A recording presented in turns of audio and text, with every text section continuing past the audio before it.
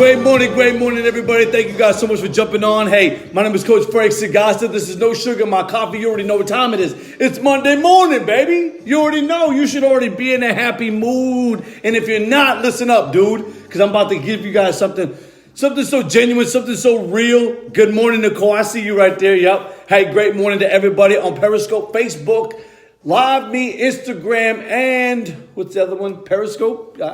I don't know, YouTube? Okay, all right, let's go ahead and get this started. So, nonetheless, I want to share something with you guys, man. When I found this particular message, it really transformed what I was going to give you guys today.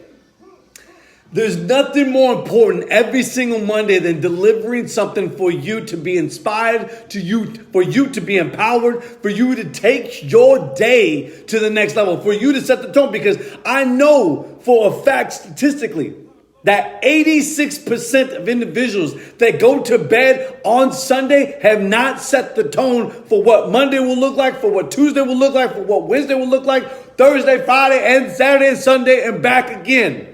So how do we do just that?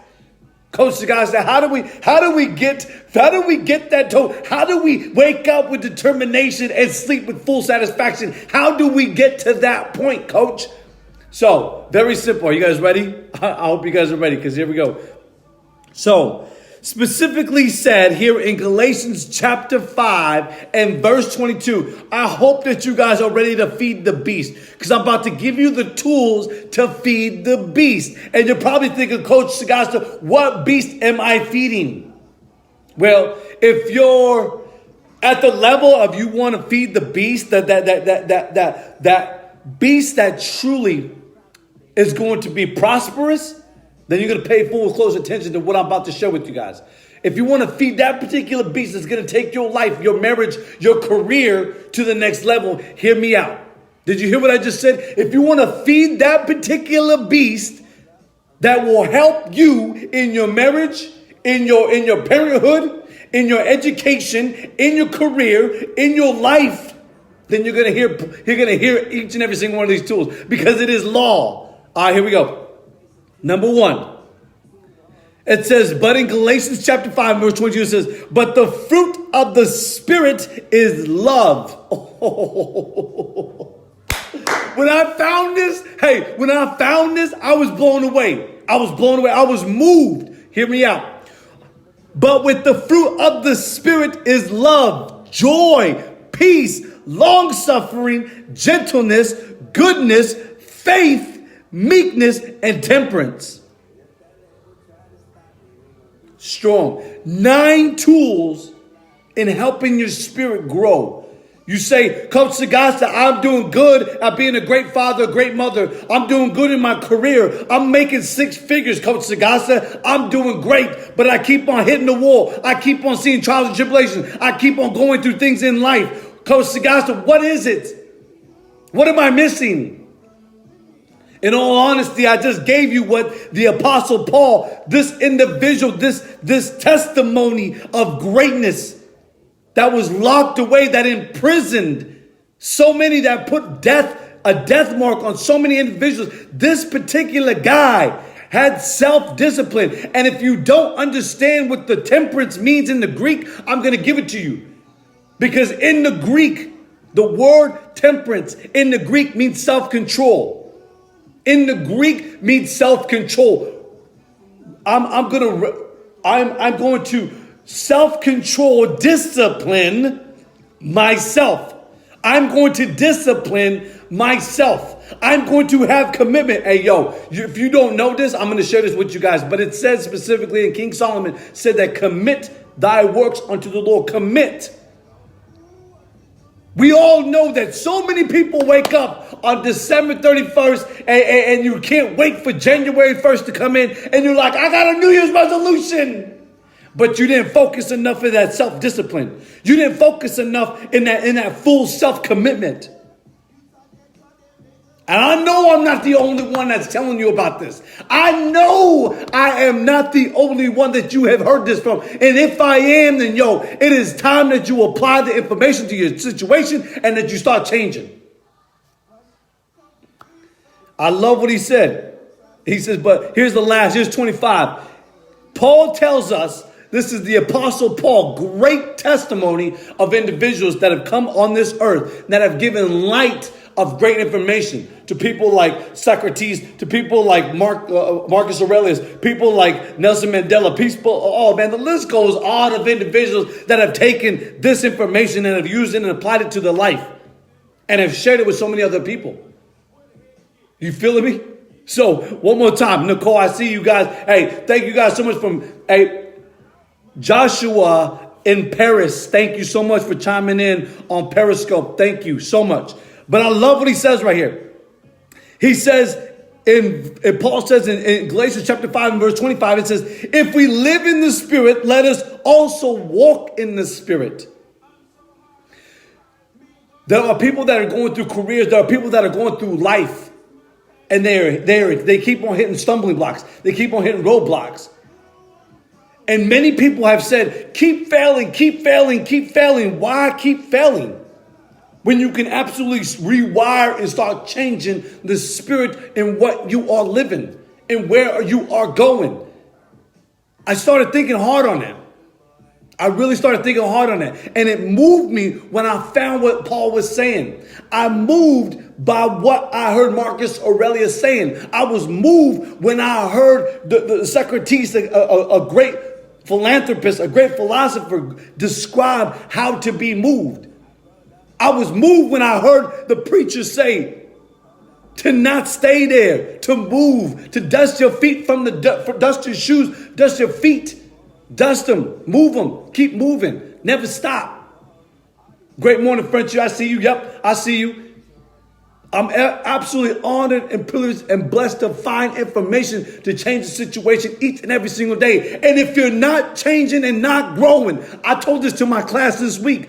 I put a quote up on my board. I put a quote on my board, and it said specifically, when the heart and the mind do grow, when the heart and the mind don't grow, we must fix the environment. Did you hear what I said? And that's exactly what Paul is saying. If the heart and the mind are not growing, we must fix the environment.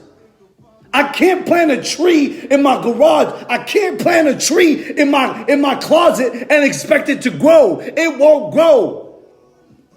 So why do people plant their spirit in the garage? Why do they plant their spirit in a closet? Why don't they give more spirit to their career? Why don't they give more spirit to their faith? Why don't they give more spirit to the children? Why don't they give more spirit to their community? Why don't they give more spirit unto an individual they don't know? I started thinking, deep giving spirit. As Paul described, he says but the fruit of the Spirit is love, joy. How much joy do you share in your community with other people? How much joy do you share with the people you work with? If you're a CEO, if you're an entrepreneur and you got people underneath you, how much joy do you share with them? I heard about a company here in America that works 4 days a week. 10 hours a day. Okay, it's not the only one. I work for one. But nonetheless, they describe if they have, and it is showing by statistic, it is showing that more productivity, more creativity is being done. Finding joy. Finding absolute joy. All right? The next part is peace. Long suffering. I have gone through trials and tribulation. If you are watching me in Paris, you're watching me there in Europe, you're watching me in California, you're watching me in New York or Chicago, I'm coming, baby. I can't wait to get to Chicago. The end of next month, I am taking off to Chicago. Nonetheless, long suffering. If you have gone through trials and tribulation and you're on top, you're at the top, you're at the peak, you're climbing up to the top, you're not by yourself, but you have great individuals that are surrounding you to help you get to the top, then you are long suffering. Texas in the house. Yep. But I love what Paul was describing because I have found through great individuals in my life, and I have witnessed Corona in the house. Thank you guys so much on Facebook. Thank you so much to the followers and friends. So many of you on Facebook, Instagram, Live Me, YouTube. Okay, this Facebook down here. Thank you guys so much for genuinely sharing these feeds out, as well as just saying how much you've appreciated the information that I give you. And believe me, it's not, I'm just a tool. I'm just a vessel. I'm just giving you what other information I have found, and I'm sharing it with you. That's all I'm doing, is sharing it with you. I don't get up at 3 o'clock in the morning to just twiddle my thumbs to play Fortnite. I don't get up at 3 o'clock in the morning to watch TV. I don't get up at 3 o'clock in the morning, and I don't say this to impress you, but to press upon you, that I made an absolute clinical and cognitive decision. I promised God that I would never, ever, for 5 years now, I would never catch myself sleeping when wasting time. I promised myself, and then I promised God, and then I promised my wife. I would never catch myself sleeping away when I know there's time that I could be doing something in life to help one individual each and every single day, from the students in my class to the people in my community and beyond. I mean, my man's from Paris. He's in Paris and he's watching Coach Sagasta. He's in Paris. He's in Europe. Yo, you're in Corona. Yo, you in Arizona. Yo, you are all around the world and listening in. He says one more time right here. He says, peace, long-suffering, gentleness, goodness, faithful, meekness, and temperance, as I just described. Temperance. Paul was talking about temperance. In the Greek, temperance means self-control, discipline. I wake up at 3 o'clock in the morning because I have discipline. I wake up at 3 o'clock in the morning because I am committed. As I told my wife this weekend, I said, boo, I'm going to have to get a bunch of books on business management, on administration business. I got to start buying a bunch of books and start for 4 years. I got to learn all this information. I got to rewire my mind. As much as I have spent in all these years learning about psychology, learning about the behavior, the cognitive skills and abilities that we have, rewiring my mind, all these different things. Now I gotta flip the script. You feel me? So I'm honored and privileged and blessed to be able to do that. But nonetheless, discipline, commitment are keys to genuine results. There are so many people that we surround ourselves around that have no commitment, that have no self-discipline, that have no joy, that have no love, that have no long suffering. I'm serious. It is time that we cut the umbilical cord from those individuals and we move forward. No part-time, no excuses, no compromising. You know what I'm saying? When you find an individual that compromises, it's time to move away from that person. When you find a person that is a vessel of compromising, it is time to cut the umbilical cord and to move from that individual. When you find a person that is undisciplined in his life, I'm going to tell you right now, I believe it was Socrates that said, an undisciplined life is an insane life. An undisciplined life is an insane life. I refuse to be insane. I got to get out of here, man. I've spent way too much time. I love you guys. I appreciate each and every single one of y'all for watching, for sharing this out. Have a great and fabulous day. And as always, you already know, make every single day